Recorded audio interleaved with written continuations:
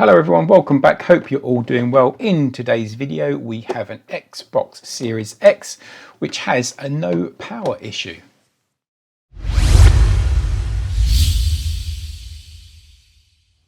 So this one, it is a no power issue on the back of someone trying to replace the HDMI port. So you see this has got no HDMI port. What they're saying is they tried to replace the HDMI port and now they're actually getting no power whatsoever. And they think they have damaged the power ribbon cable. So we can quickly have a look at that. Let's just double check. Do we have any power? No, nothing. No bind, no eject. Right. So first things first, let's get it opened and see what we have got.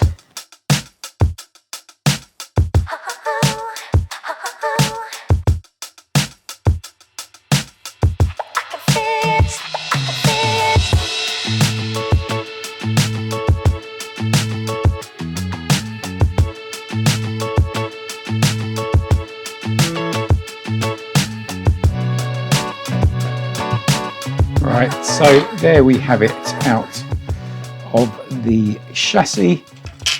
Now, one thing I noticed when disconnecting the power cable, or the ribbon cable for the power and eject button, the connector is broken. Right, so I don't know if you can see that, but there's a little bit of the connector there that was stuck. So the connector will need replacing. We've got spares of those, so that's not a problem. And probably that's what the actual customer said. They said they did break that, so that's fair enough. We can replace that. So we need to do that, and then obviously we need to look at the issue with the HDMI port and see what's gone on there to see if there's any traces or anything that we need to repair. So let's continue taking it apart.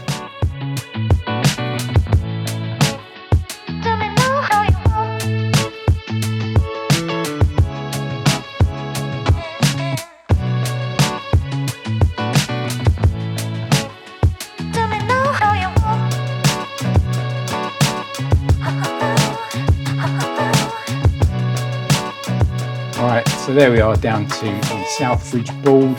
Everything looked great on that apart from obviously the connector, where the connector is broken. Right, so that's going to need replacing. They are quite fragile and they do damage quite easily, but they're quite easy to replace, so we'll show that. Let's have a quick look at the board underneath, which is the main board, and see if we've got any damaged traces on the HDMI port. There's the HDMI port where the port should be. Doesn't look like there's any damaged traces, so it looks like a straightforward job just to replace it. Looks like it's still some solder there which we'll need to clean up, but we can do that. But first things first, let's put that to one side and let's focus on replacing this connector. Now, the easiest way to do this, this is called a PEX connector. The easiest way to do this is from heating it from the bottom, right? Because you can heat it from the top, but obviously you need to be careful that you don't burn this white plastic socket for the fan. So heating it from the bottom, you can then remove that 41 and then plug in or solder on your new replacement. So let's get under the microscope and take a closer look.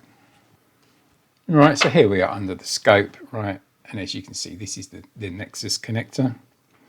There's normally a bit of black plastic, that's the bit of black plastic I showed earlier, which sits in here, which holds down the actual cable. So what we need to do is get this replaced with our replacement one.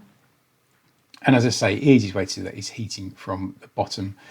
What I do like to do, just to be on the safe side, is just put a little bit of leaded solder, right, first of all onto these pins here, just very carefully, just a tiny little bit, just to help it remove from the board. Right, so we're going to come in with a tiny little bit of flux, right, come in with a fine tipped soldering iron, going to literally just apply some of the leaded solder to these pins along here. Right, they'll probably break off, which is fine, but the main thing is getting some solder, some leaded solder onto these pins, just to help it a little bit when we warm it up from underneath. You can do these holding pads as well.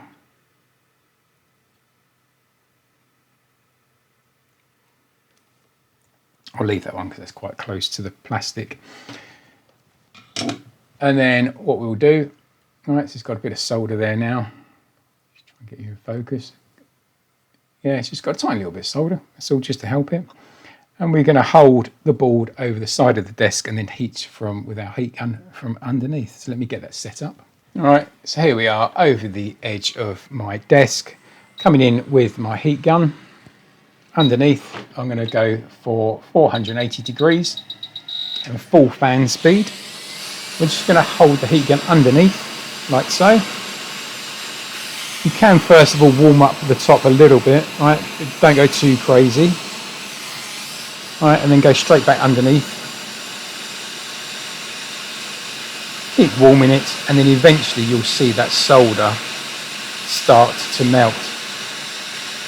Now the thing with the Xbox series, the boards are quite thick, so it does take quite a bit of heat. Keep warming it up, and eventually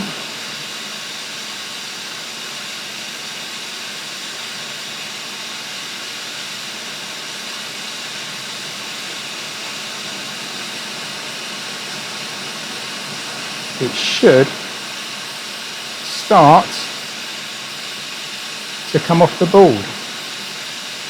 There we go, like so.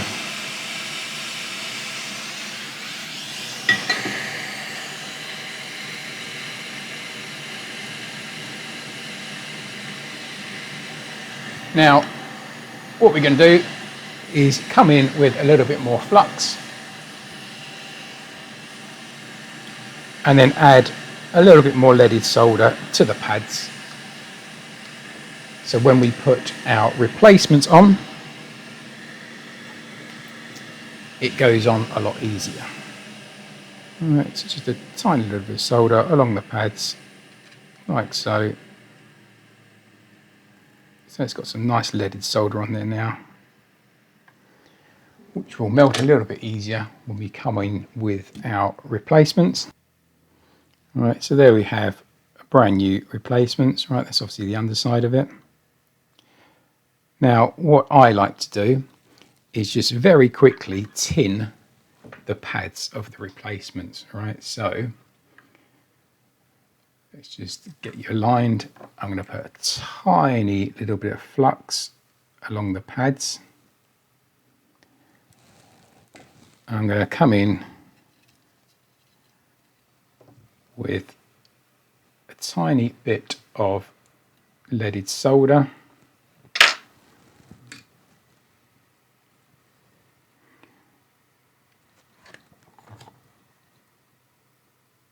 Put it on the tip of my soldering iron.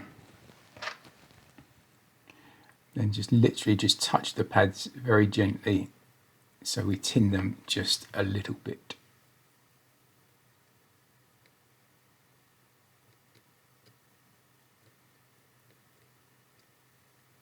Like so. Right, tiny little bit of solder just to give them a bit of a tin. Right, let's go back over to our board.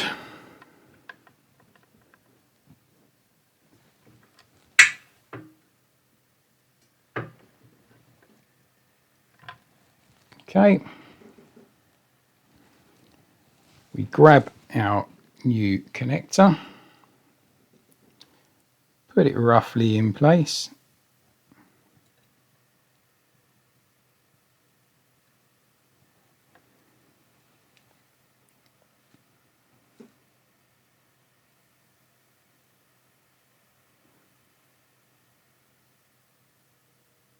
Like that. And then again, come in with the heat underneath the board again this time. And just start warming up the whole area again.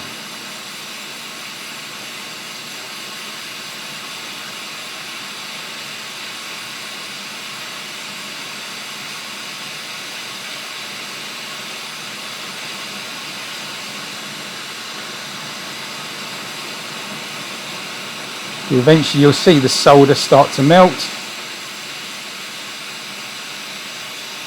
and then you'll see it go on all the pins at the back there, and then the holding pins.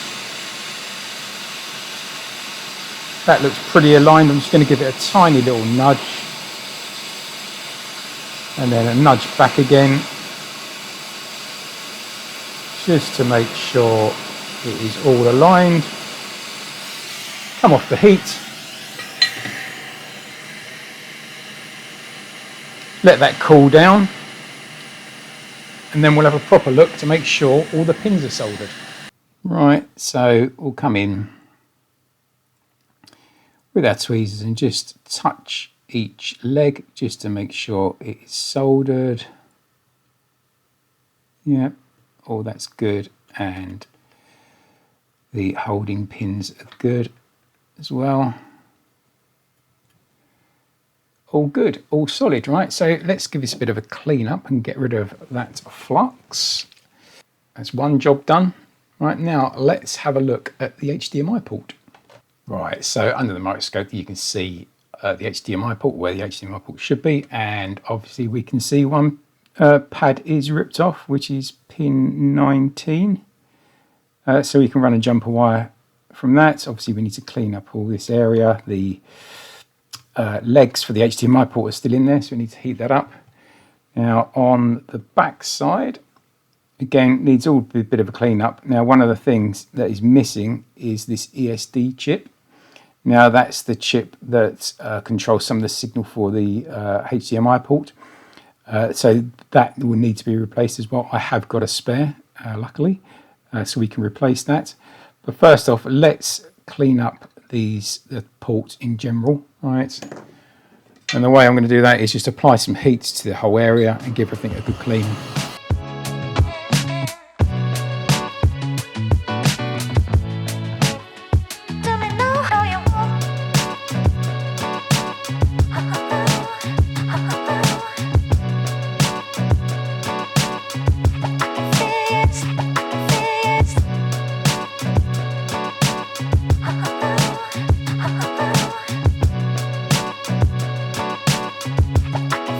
So that's the solder removed from those two mounting holes. We obviously need to repair this pad. First of all, I'm just going to tin up with some nice leaded solder all of the current pads that are there. So a little bit of flux. Come in with your soldering iron and literally just run it across the pads. And make sure they've got some nice leaded solder on there. Make sure you haven't got any bridges, obviously, like I have at the end.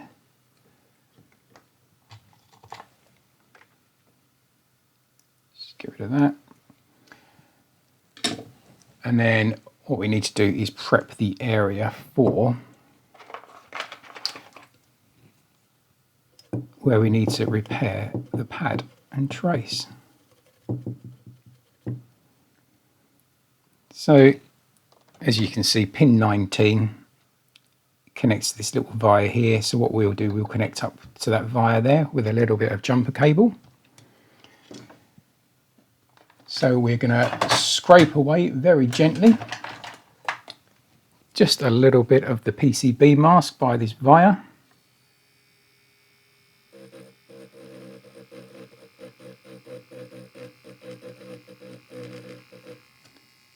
Like so. So that via is exposed. Then come in with a blob of flux. Come in with our fine tip soldering iron and just tin the bit that we've just exposed. Like so. And then grab our jumper wire, and all we need is a tiny little bit. But just connect up the jumper wire to the bit that we've just exposed, where the via was, like so. Trim the jumper wire, and I always trim it a little bit longer than I need because we're going to wrap it around the leg of the HDMI port. So about there, I reckon. Right. And then what I like to do is just cover anything that's exposed with a little bit of PCB mask. So we just clear off the flux.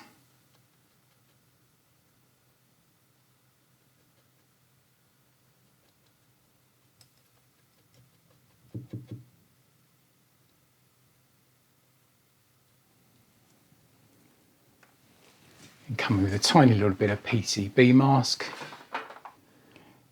just to cover up that bit of exposed solder. Coming in with our UV light to cure the PCB mask. I'll leave that on there for a while and then we'll come back to it in a minute. All right, now that should now be cured. That's about 5 minutes or so. All right, so that's nice and solid. Now what we need to do is come in with our new HDMI ports. Now, there's obviously various ways of installing HDMI port. There's a few videos on my channel about it and plenty of other videos on YouTube. You can use a thing called the drop method, where you basically fill all of these holes with solder and then just come in and drop the HDMI port.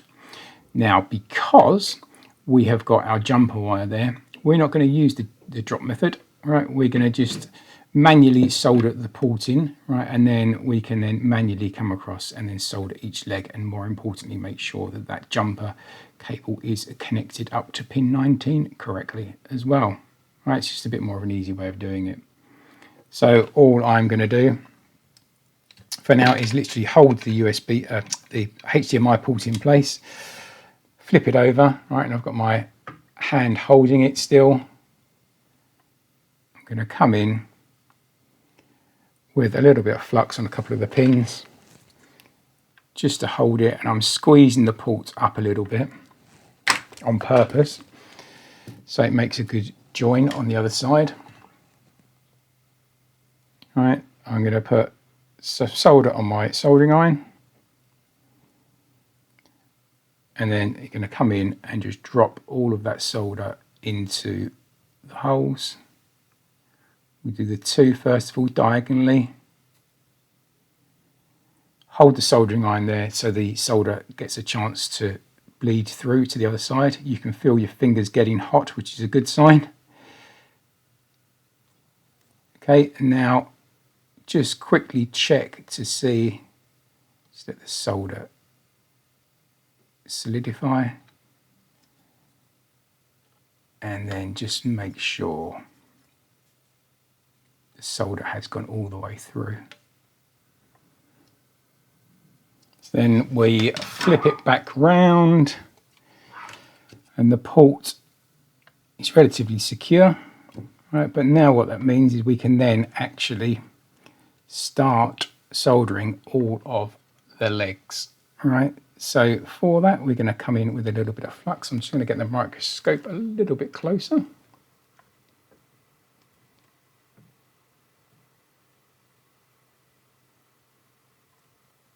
Try and get you in focus. So come along with some flux. I'm going to start off with the fine tipped soldering iron.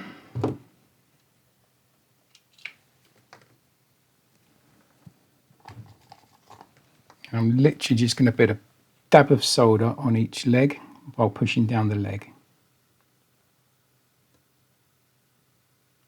So come in with a dab of solder, push down on the leg. Dab of solder, push down on the leg.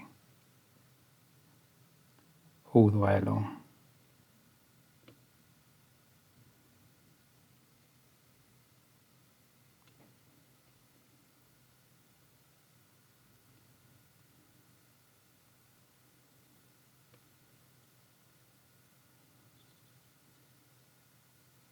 If you get a bridge like that, don't panic.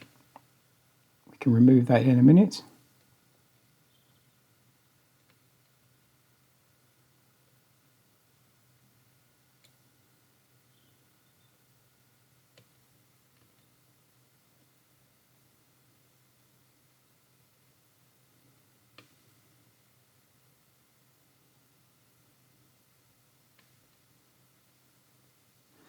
I'm going to leave pin 19 for now, and we'll come back to that in a minute.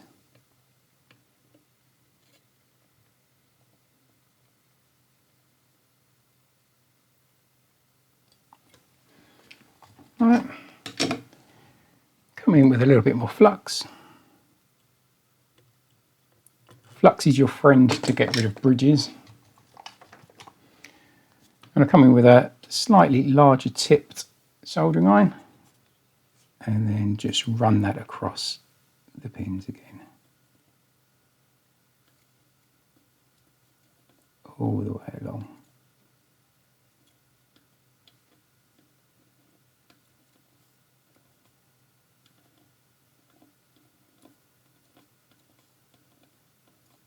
Moving all those bridges to the end, like so. And then to make life a little bit easier, what we can do is just come in with a tiny little bit of solder wick, just to wick away that excess solder from the top, like so. Right. So now let's quickly jump back up to pin 19. Grab a little cable, and this is why I left it longer, right? Because then we can just wrap it round and make sure the connection's nice and secure. So I'm going to double it up, like so. And because it's the pin at the end, it's quite easy. Come in with our solder, like so. Right, so we'll give the whole area a good clean up now, and we'll check all the pins are secure. Right, so with that cleaned up, you can see that we've got no bridges. Right, we'll just quickly check that all the pins are secure and solid. Yep. That one at the end is obviously going to move because it's got no pad there. Now, quickly checking the mounting holes to see how much solder's come through. There's enough there, right? Ideally, I would like to see the solder coming up above the PCB, but you can see it's just in line with the PCB, right? And that is unfortunately one of the downfalls of doing the HDMI port replacement this way. Is it's quite difficult to get the solder to flow all the way through, but the port is solid. One thing I did notice is we've got a filter missing from down here. So next job is to get that replaced, and then we need to replace the ESD chip on the other side.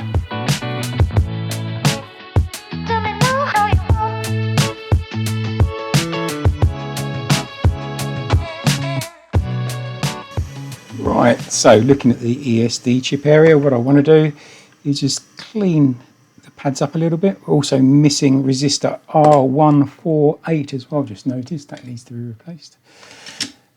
So again, we're coming in with a little bit of leaded solder, bit of flux. I'm just going to tap a bit of solder across all of the pads. Right now, I'm purposely not going to remove this. What I want to do is just make sure all the pads have pretty much got the same amount of solder on.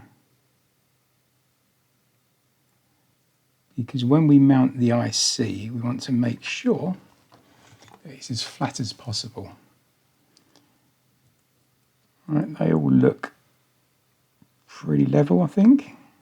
Right, so they look good. Now, ESD chip. Here is a spare one that I've got.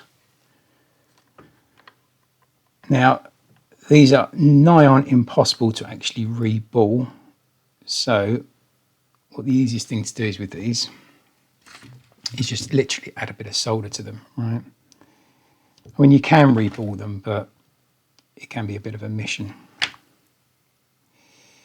So we're going to grab our pliers like so. We are going to add a little bit of flux.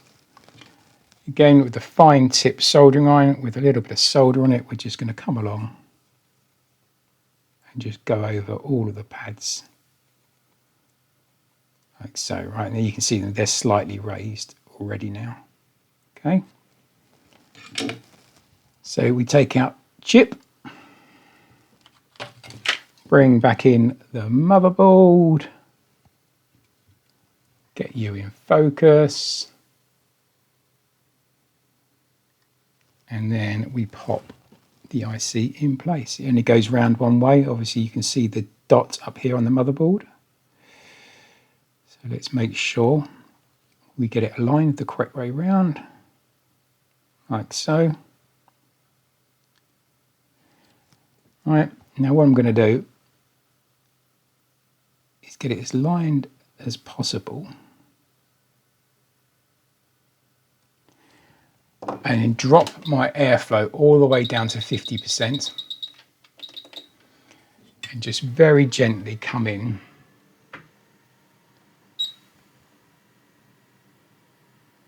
with the hot air and just gradually, very slowly warm it up. Now the key thing here is making sure that our airflow is not too high, because of it will just blow the chip away.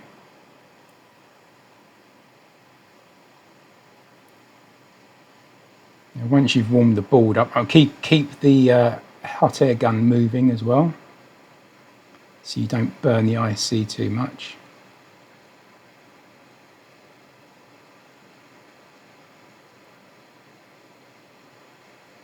And after a couple of minutes,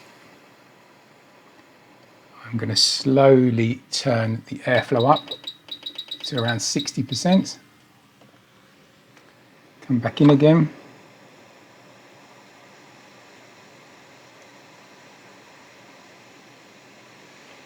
And eventually what you'll see, with a bit of luck, is the IC should do a little dance and just snap into position. I think it's just done it actually. So what I'm going to do is just come along with my tweezers and just tap it very gently. No, it's not there yet.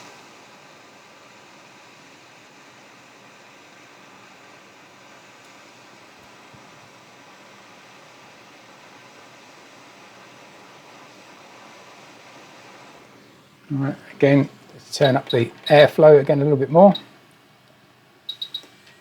Now it's 75%.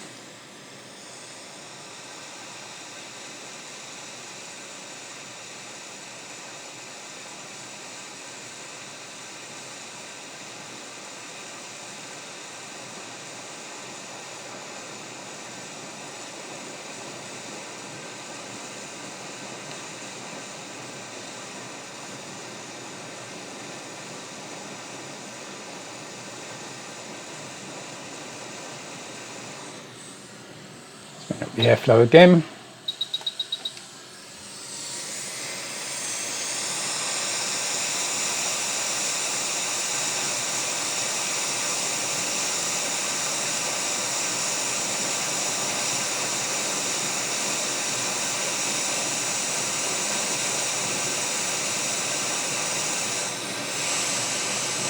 It moves like that, then just grab it and put it back in position again quickly.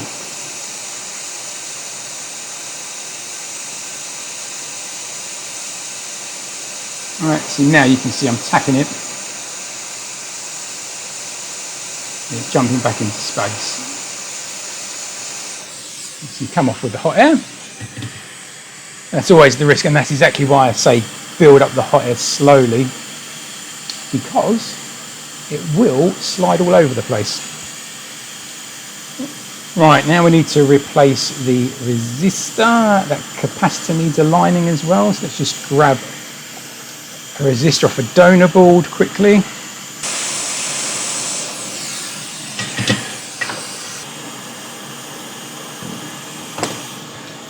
Pop that in place.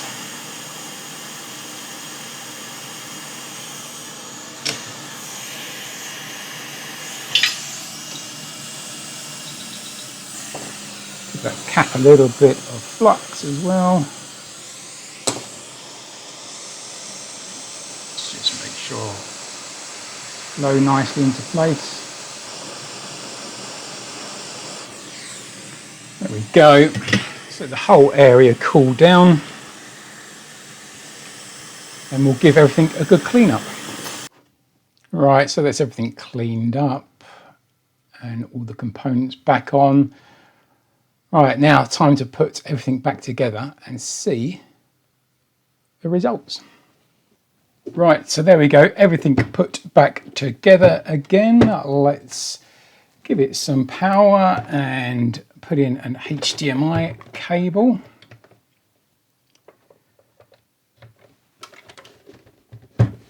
Let's hit the power button. There we go. Got the white lights, great. Does eject button work? Yes, that works now. Does the bind button work? Give it a second.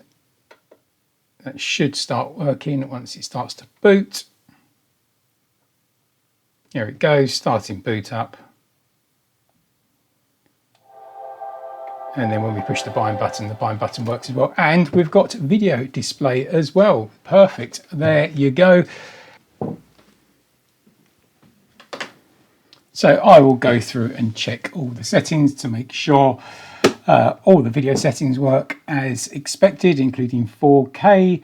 So there you go, video to show you how to replace an HDMI port, but also fix the HDMI circuits, right? And the main thing is that ESD chip. That's quite a common fault on the Xbox models, including the older Xbox One models as well, where the ES chip used to go faulty, especially if there's an issue with your HDMI port.